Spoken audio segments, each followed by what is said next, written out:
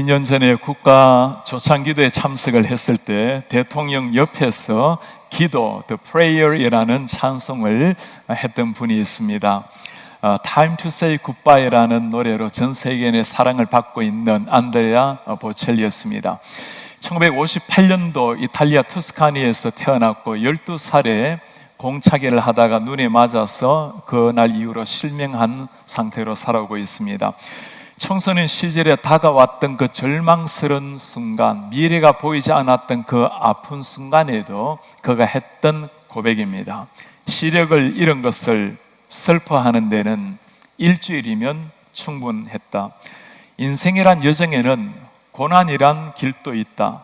현재 상황을 인정하고 받아들이자 이런 상황마저도 감사할 수가 있었다.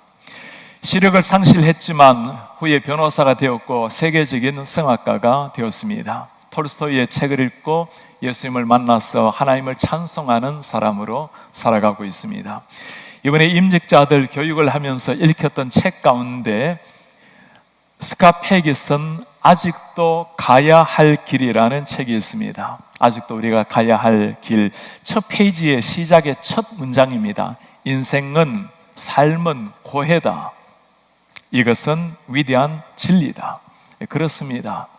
삶은 고해다. 삶이라는 것이 끊임없이 고난의 시련의 파도가 치는 바다와 같은 것이 인생이라는 말입니다. 중요한 것은 그 고난과 다가오는 시련을 어떻게 해석하는가에 따라서 인생이 달라지고 결정이 된다는 사실입니다. 대부분의 사람들은 고난이나 핍박을 피해야 되는 불청객으로 생각을 합니다. 신앙인들도 예외가 아니죠. 예수님을 믿고 나면 모든 것이 평탄해져야 된다고, 형통해져야 된다고 생각하는 사람들이 있습니다. 이 시대는 예수님을 잘 믿고 고난이 없으면 고난이 없는 것을 축복이라고 여겨버리는 시대가 되어가고 있습니다. 우리가 누구입니까? 예수님을 따라가고 주님을 따라서 아굴골작 빈들에도 십자가를 지고 가겠다고 고백은 하지만 실상 우리의 삶에는 고난이 없는 것을 축복이라고 여겨버리는 왜곡된 시대가 되고 있습니다.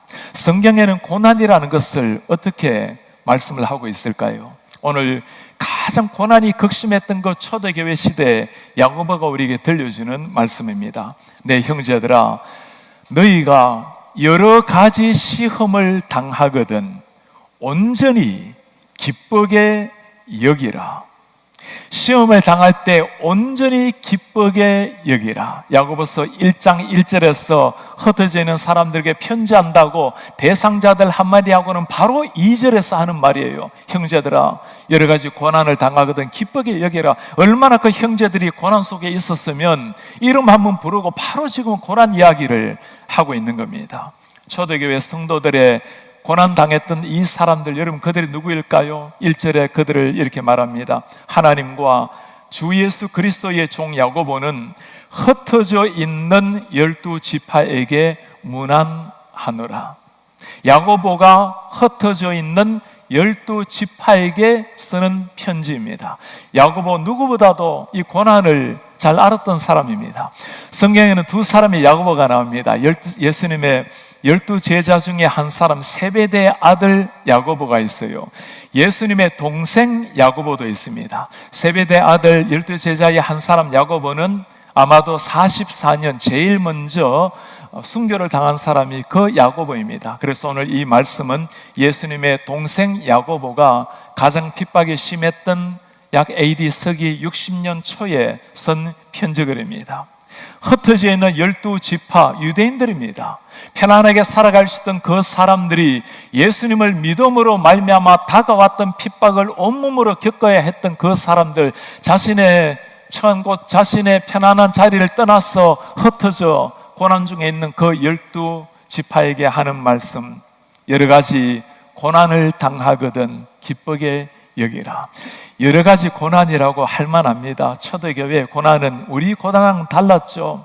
어느 정도 육신의 가혹한 고통이 아니라 목이 켜서 죽고 팔이 떨어져 나가고 심장을 도려내는 상상할 수 없는 고통 속에 있었던 사람들이 초대교회의 순교의 아픔이었습니다. 오늘 이 말씀을 쓴 야고보, 얼마나 그 고통 속에 기도를 했던지 사람들이 야고보를 보고 낙타 무릎이라고 불러요. 그가 죽었을 때 보니 낙타처럼 솟는 날들 무릎을 꿇었기 때문입니다. 시험을 만나거든 기쁘게 여기라. 이때 시험이라는 이 단어가 굉장히 중요한 단어입니다. 헬라어로 페일라스보스라는 이 단어를 사용하는데, 이 단어의 용법은 내가 짓는 죄, 내 내면으로 오는 죄가 아니고 외부로부터 오는 죄를 가리킬 때 쓰는 시험입니다. 외적으로 다가오는 시험, 이게 진짜 문제죠. 내가 잘못해서 짓는 시험이라면 내가 감당해야 될 시험인데, 아무 상관없는 외부로부터 오는 시험이라면 나와 상관없이 일어나는 일인데, 이런 시험을 당해도 기쁘게 여기라고 하는 말씀. 먼저 우리가 물어봐야 될 질문이 있습니다. 예수님을 그렇게 신실하게 믿는 사람들에게도 이 고난이 올 수 있는가라는 질문입니다. 디모데후서 3장에는 이렇게 답을 보여줍니다. 무릇 그리스도 예수 안에서 경건하게 살고자 하는 사람은 박해를 받으리라. 예수 그리스도 안에서 진실하게 그리스도의 제자로 살려고 하는 사람들은 박해를 받는다고 말씀을 하십니다. 예수님께서도 마찬가지죠. 누구든지 나를 따라오려거든 자기를 부인하고 십자가를 지고 나를 따르라. 대충 예수님을 따라간다면 이런 십자가 고난 없습니다. 아니, 고난이 온다 하더라도 피할 뿐입니다. 그런 예수님을 진실하게 따라가는 사람에게 반드시 다가오는 고난. 존 파이퍼가 이 고난에 대해서 한 말이 있어요. 믿음의 최고의 친구가 시련이다. 이 시련을 통해서 더욱더 견고한 하나님의 사람이 빚어지기 때문입니다. 믿음의 최고의 친구가 시련, 고난이라는 말씀. 오늘날 많은 사람들은 달리 해석을 해요. 번영신학이라는 말, prosperity theology라는 말을 여러분 들어보셨나요? 예수를 믿고 나면 만사가 형통해야 되고 잘 돼야 되는, 병이 나아져야 되고 성공이 일어나야 되고 자녀가 잘 돼야 되고, 예수 믿고 나면 모든 게 만사가 잘 되어가는 이런 번영신학자들이 얼마나 많은지 몰라요. 물론 성경은 예수님을 잘 믿으면 인생에 형통이 온다고 가르칩니다. 성경에서 말씀하고 있는 형통이라는 것이 어떤 걸 말할까요?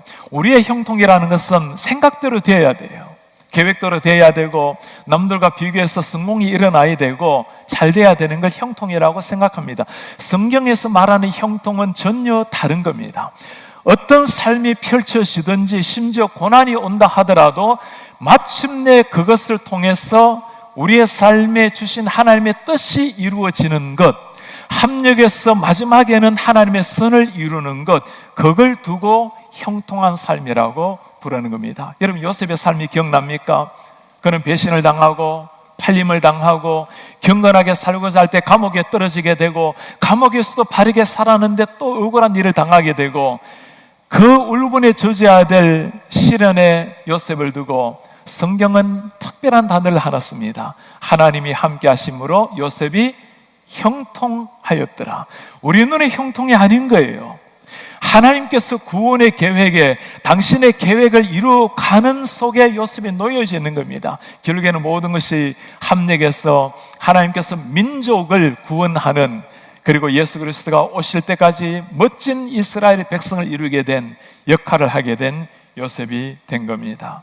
고난을 통해서 하나님의 뜻을 이루어 가신다는 말씀입니다.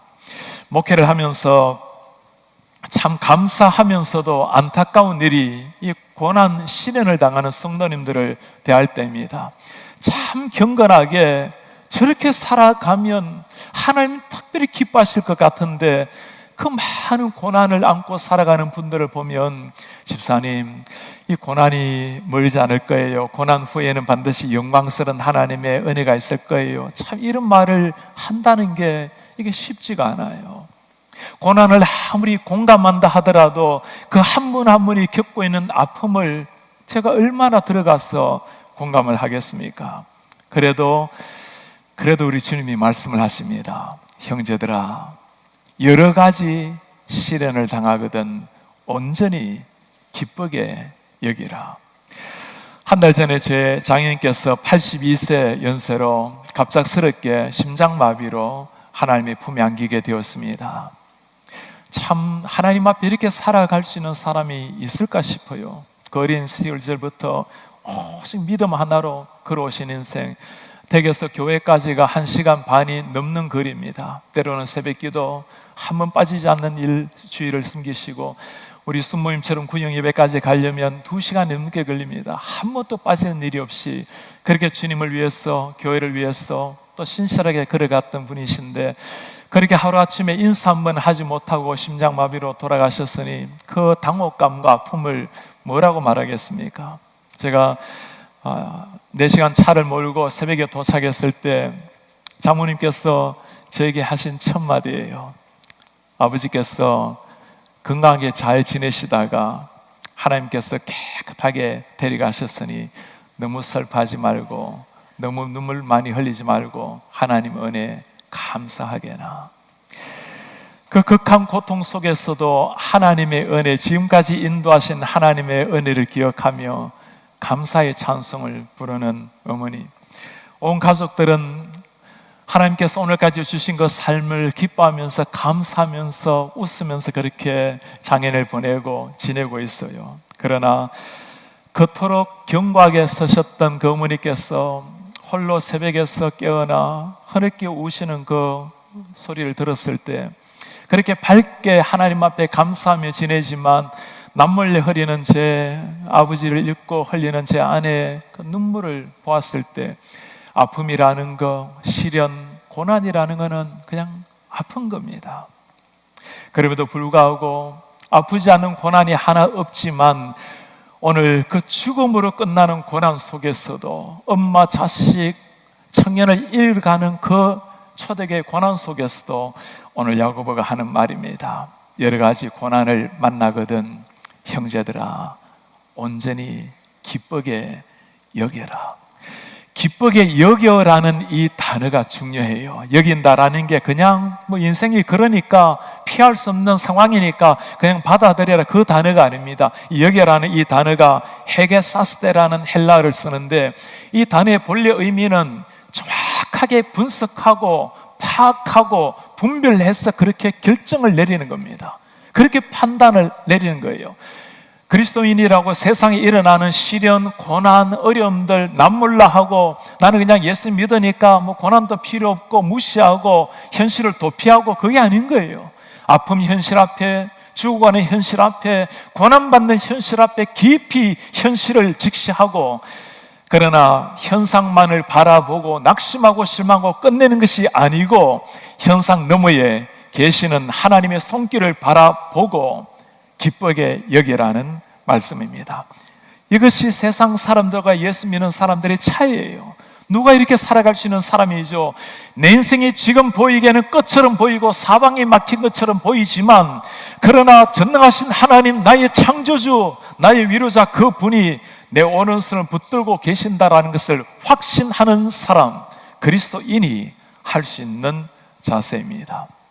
고난은 누구에게나 다가올 수 있지만, 고난에 대한 해석이 달라지면 반응이 달라지고 인생을 대하는 자세가 달라지는 겁니다.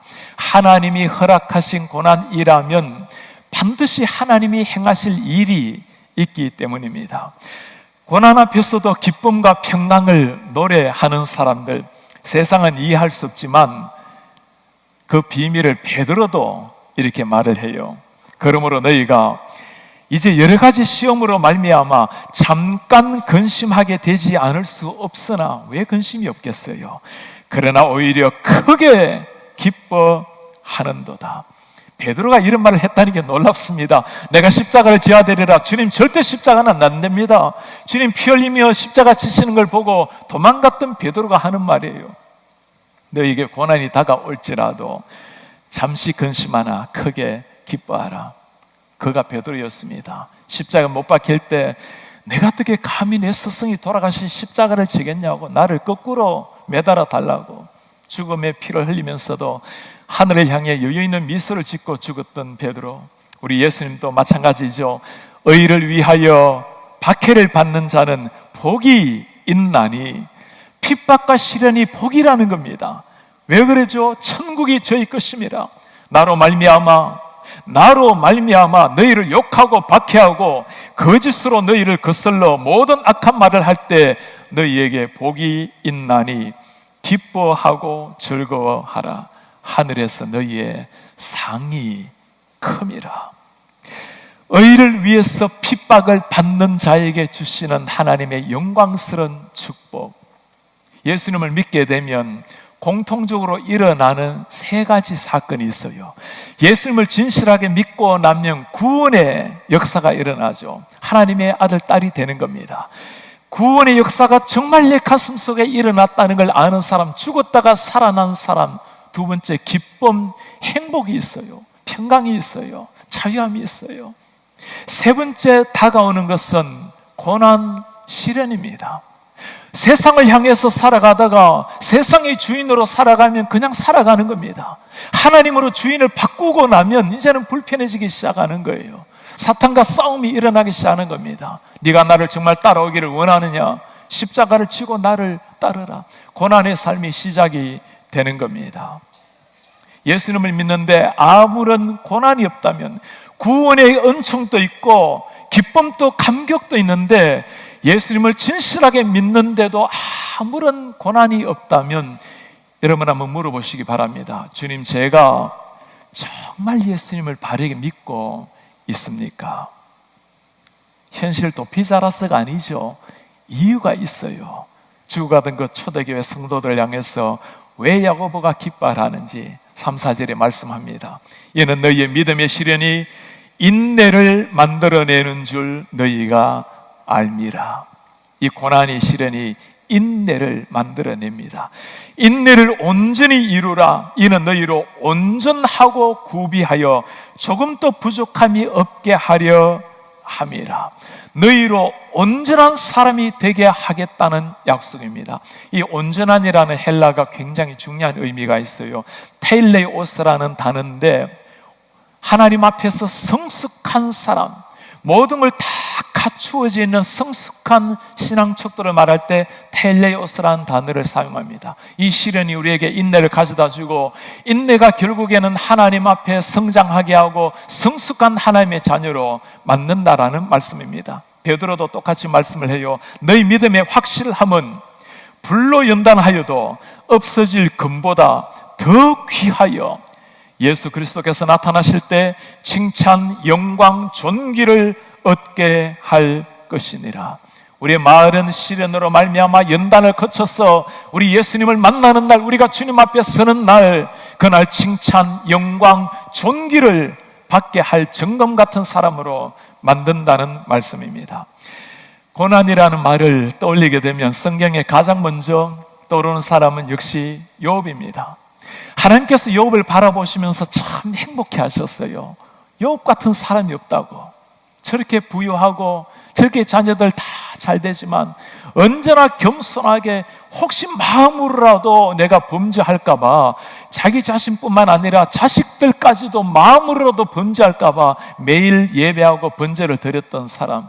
사탄이 하나님 앞에 따집니다. 하나님이 잘 해주시니까 그러시지, 한번 흔들어 보세요. 사탄이 그를 흔들기 시작합니다. 동방의 최고의 부자였던 욥의 삶에 어느 날 강도떼들이 닥쳐서 짐승들을 다 잡아갑니다. 종들을 다 몰살시켜요. 종의 고백이, 보고가 끝나기도 전에 다른 한 종이 뛰어들어옵니다. 주인님, 자녀들이 식사를 하던 중에 대풍이 불어서 집이 무너져서 아이들이 다 죽었습니다. 욥의 몸에 만신창이가 되어서 기왓장을 가지고 흔들을 긁을 정도의 만신창이가 되었어요. 견디지 못했던 아내가 하는 말입니다. 당신 하나님을 저주하고 죽었어요. 그 고통을, 소설에나 나올 법한 이 고통을 뭘로 표현하겠습니까? 그 아픔을 욥이 이렇게 고백을 해요. 그런데 내가 앞으로 가도 그가 계시지 않으시고 뒤로 가도 보이지 않고 왼쪽에서 일하시나 내가 만날 수가 없고 그가 오른쪽으로 돌이키시나 배울 수가 없구나. 사방이 막혀 있는, 그렇게 하나님 앞에 경건하게 살아갔던, 사탄에게 자랑하고 싶었던 그 하나님의 사람이 사방이 막혀 있는 이 고통 속에서 그가 하는 마지막 고백이에요. 그러나 내가 가는 길을 그가 아시나니 그가 나를 단련하신 후에는 내가 순금같이 되어 나오리라. 유명한 역사학자 아놀드 토인비가 자주 했던 이야기가 있습니다. 영국 사람들이 청어 생선을 좋아해요. 원양에서 저 대양에서 잡히는 청어입니다. 가져오면 다 이미 죽어 있잖아요. 한 어부는 생생한 살아있는 청어를 수확을 해요. 비밀은 아주 간단했습니다. 조그마한 상어 한 마리를 집어넣어 놔요. 그럼 이 상어가 당연히 몇 마리 물고기를 잡아먹죠. 그러나 영국까지 올 때까지 필사적으로 살아남으려고 이 청어떼들이 팔팔하게 살아있다는 거예요. 기독교 역사가 마찬가지입니다. 초대교회만큼 박해가 있은 적이 있었습니까? 이 수많은 박해를 뚫고 초대교회는 기독교 역사상 볼 수 없는 부흥을 이루어왔습니다. 피를 머금고 생명을 들이면서 이 십자가의 복음을 유럽과 세계 만방에 펼친 곳이 당시 초대교회였습니다. 그리스도 안에는 시련은 있지만 실패는 없는 겁니다. 한국교회, 중국교회 다 마찬가지입니다. 한때 중국이 문화혁명을 일으키고 난 다음에 선교사들 다들 파면시키고 죽이고 기독교 지도자들 죽이고 감옥에 잡아넣고, 중국에는 공산주의 나라에는 기독교인이 한 명도 없다라고 선포했던 나라가 중국입니다. 그 수많은 핍박을 뚫고 세계에서 가장 많은 기독교 인구를 가지고 있는 중국의 역사, 제가 한 10여 년 전에 말레이시아 페낭에서 한 학교에서 강의를 했을 때였습니다. 중국에서 많은 아이들이 초청을 받았어요. 그 중에 한 아이가 자기 할아버지 간증을 내요. 우리 할아버지가 문화혁명이 일어나고 목사였다가 감옥에 잡혀 들어갔습니다. 한 번만 예수님을 부인하면 자유의 몸이 되는데 그렇게 수십 년 세월을 그곳에 보내고 50명 감옥살이 하다가 다 45명 신앙 부인하지 않고 죽고 할아버지 돌아가시기 직전에 풀려났습니다. 그리고 며칠 계시다가 돌아가셨습니다. 그 핍박을 생명으로 바꾸면서까지 예수님을 부인하지 않았던 사람들, 한국교회 마찬가지 아닙니까? 일제강점기에 예수 믿는 사람 잡아 죽이고 감옥에 가두고 그 수많은 고난 세월 속에 한국교회는 불꽃처럼 일어나게 된 겁니다. 기독교 역사에 시련과 고난이 우리를 넘어뜨린 적은 없습니다. 오히려 이만큼이면 되었다고 하는 풍요와 번영과 마음껏 믿을 수 있는 자유가 오히려 우리의 신앙을 무너뜨리게 만들고 기독교를 무너뜨리게 만들지 않았습니까? 하나님께서 우리에게 시련을, 고난을 주실 때는, 사랑하는 자녀에게 주실 때는 이유가 있다라는 말씀입니다. 백성을 연단하는 이유를 말라기에서 이렇게 설명을 해놓았어요. 그가 언을 연단하여 깨끗하게 하는 자 같이 앉아서 레위 자손을 깨끗하게 하되 금은같이 그들을 연단하리니 그들이 공의로운 나 여호와께 바칠 것이라. 금은을 연단하는 금은공, 순금이 되기까지 풀무불에 담금질을 하고 또 끓여서 가장 적당한 모든 시련을 겪어내고 나오는 순금, 언제 금을 빼내는 게 가장 적당할까요? 사람들이 하는 말이 그 장인의 얼굴이 금색에 그려질 때 그때 빼내는 게 가장 적절하답니다. 너무 빨리 나와도 금에 불순물이 남아있고 너무 늦게 나와도 타버리는 금. 우리 하나님께서 우리를 연단하실 때는 그 수많은 연단을 통해서 당신의 형상이 우리의 삶에 새겨질 때 그때까지 연단을 통해서 진정한 정금 같은 하나님의 사람을 만든다는 말씀입니다. 연단을 받을 때, 시련의 광야길을 걸을 때 꼭 기억하셔야 될 것이 있어요. 우리가 건너야 될 광야는 끝이 없는 동굴이 아니라는 겁니다. 반드시 끝이 있는 터널을 지나가는 겁니다. 그 광야 생활, 언젠가 하나님께서 약속하신 가나안 땅이 그들 눈앞에 있다라는 말씀입니다. 우리에게 잘 알려져 있는 정신과 의사 폴 드루니어가 있습니다. 그가 창조적 고통, Creative Suffering이라는 책에서 한 표현이 있어요. 고통 자체는 창조적이지 않지만 고통 없이는 창조적이 될 수가 없다. 토니 블레어, 존경받는 영국의 전 총리가 있죠. 그 총리 시절에 내무부 장관, 교육부 장관을 지낸 사람이 데이비드 블랭켓 장관입니다. 태어날 때부터 시각장애인, 영국의 가장 가난했던 셰필드의 가난한 집안의 아들이었습니다. 그가 늘 하는 말이었어요. 내가 앞을 보지 못하는 것은 약간의 불편일 뿐이다. 결코 인생을 막는 장애가 아니다.